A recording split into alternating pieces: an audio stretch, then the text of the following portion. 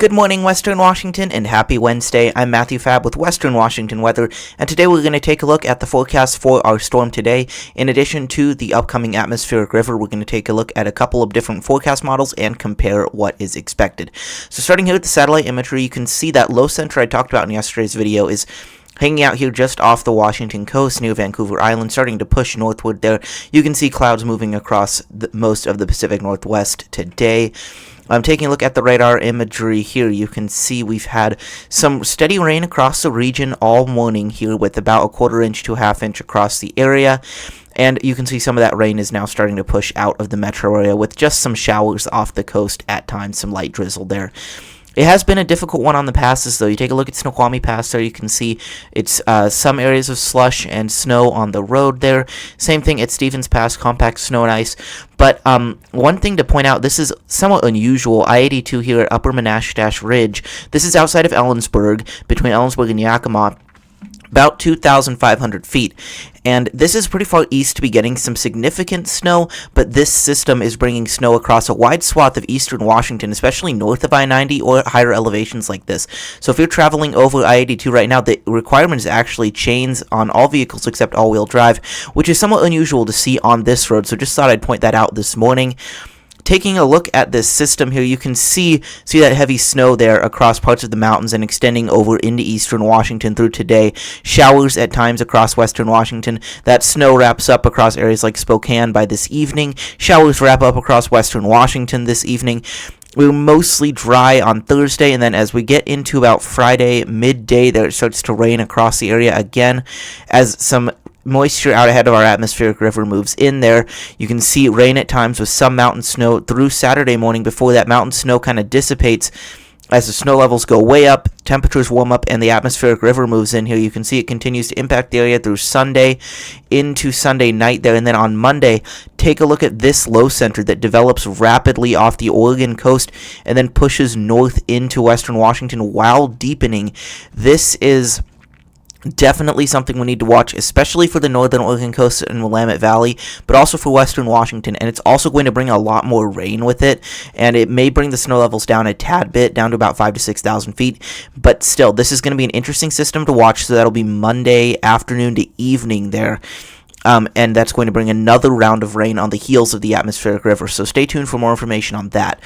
We talked about the low center off our coast earlier in the video here at the start there. You can see on the European model it's going about exactly as expected, moving almost due north and weakening rapidly into Vancouver Island there. And so that means here, as we take a look at the wind forecast, the wind is going to be strongest off the North Washington coast there with gusts of 50 to 60 miles per hour, potentially up near La Push and Quileute Airport there in Neah Bay. And then areas down across Grays Harbor and Pacific counties could gust 40 to 50 miles per hour at times. The interior areas will likely gust 30 to 35 miles per hour, maybe a few scattered 40 mile per hour gusts, especially around Everett and northward there. You can see the northwest interior parts of Skagit and Whatcom counties, Whidbey Island, the San Juans, Admiralty Inlet area, likely gusting 40 to 50 miles per hour, especially near the water there. You can take a look at Friday Harbor gusting potentially up toward 55 miles per hour. So heads up for some of the San Juans and some of the eastern Strait of Juan de Fuca there for some strong winds today. Otherwise, a pretty run-of-the-mill event, and even up for these areas, this is somewhat usual for this time of year. So just a heads up, it will be windier than it has been for a few weeks here across western Washington. You can see total snow expected here, 5 to 8 inches in the mountains over the passes there. Not too impactful of an event. You can see across eastern Washington, you're looking at about 3 inches in Wenatchee and Spokane there, about 1.5 inches in Ellensburg, 1 inch in Yakima. But you can see areas like the Tri-Cities and Walla Walla getting pretty much nothing with this. So mainly I-90 northward there to the higher elevations of the Columbia Basin. So heads up for that if you're traveling across the passes and across eastern Washington. There will be a decent bit of snow there through the day today, but that should end by tonight.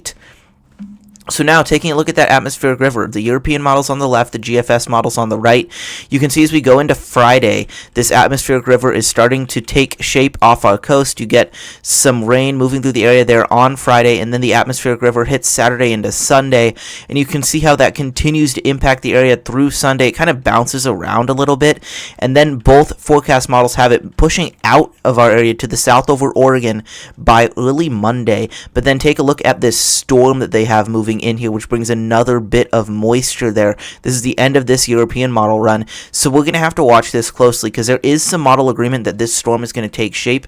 You can see the European model has it much closer to the coast versus the GFS model having this big kind of pinwheeling storm here off the coast. The Euro has it moving on shore. So there's definitely some uncertainty as we get out to this time in the forecast. We're going to have to watch this closely because it could be pretty interesting to see what this storm does. So stay tuned for more on that. Now let's take a look at 24-hour precipitation. Again, European on the left, GFS on the right. And you can see as this atmospheric river starts impacting the area, rain is going to start getting heavy as we go into Saturday. This looks like Saturday morning here. You can see areas around Seattle, northward, could be getting some decent rain there. GFS model not so bullish on that rain on Saturday until we get into the evening when you're starting to get these 24-hour totals over 1 inch, toward 1.5 to 2 inches there. Looks like the peak of the atmospheric river across western Washington is going to be Sunday night there. So you can see Sunday night rain totals near to over 1 to 1.5 inches across Washington and Oregon. That continues potentially. The GFS a little bit stronger with this through Monday, about early Monday morning there, with potentially up to 2 inches in a 24-hour period. But you can see then the European model starting to show the second impulse of moisture with that second storm moving through, potentially bringing another 1.5 inches or so in 24 hours for parts of the area. So we'll continue to look at these forecasts over the next few days, and we'll start to look at total precipitation forecasts in the next couple days as well.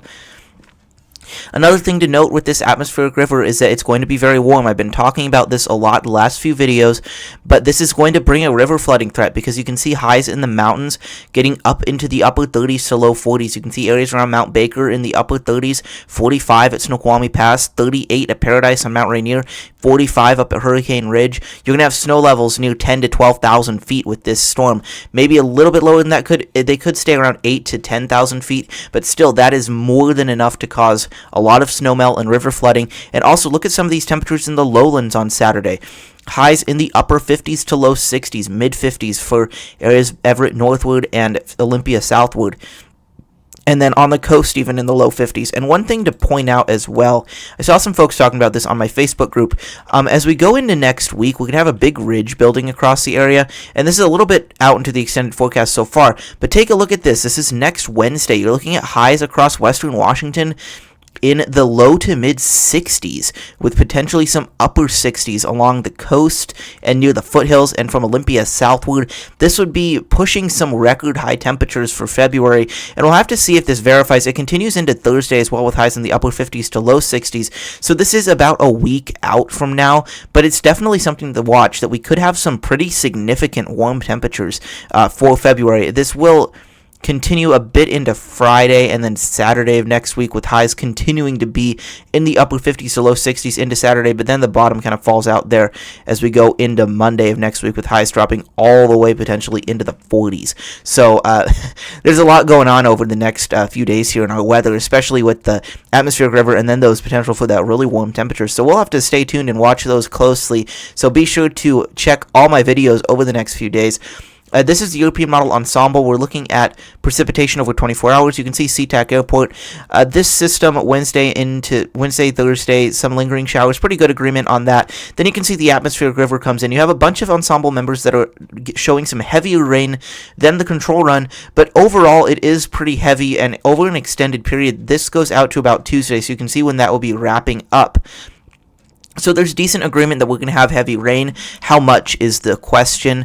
And then you can see at Snoqualmie Pass here, this would all be falling as rain with this atmospheric river, and you're looking at 2 to 3 inches in a 24-hour period, potentially more. That would likely be enough to bring river flooding. So stay tuned for more on this. We'll be looking at this very closely over the next few days.